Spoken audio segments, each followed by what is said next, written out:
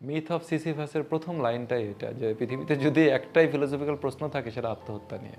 তো আমার কথাটা হচ্ছে, আমার খুবই প্রিয় একটা কোটেশন আছে যে জীবন কি? জীবন সেটাই যেটা আমাকে আত্মহত্যা থেকে দূরে রাখে। আমার ক্ষেত্রে ভ্রমণটা জীবন, আমার ক্ষেত্রে বই পড়াটা জীবন, আমার সাথে বন্ধুদের সাথে মেশাটা জীবন, আমার ক্ষেত্রে আমার মা আর নানির মুখটা জীবন, কারণ ওদের কথা মনে পড়লেই আমি আত্মহত্যা করতে চাই না।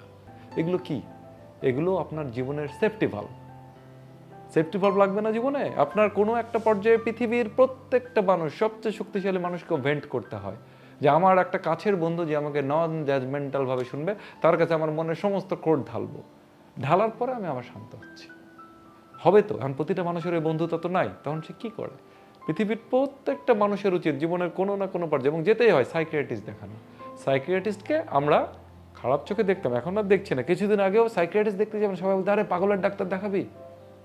It's nothing wrong, we all should see A psychiatrist. কেন?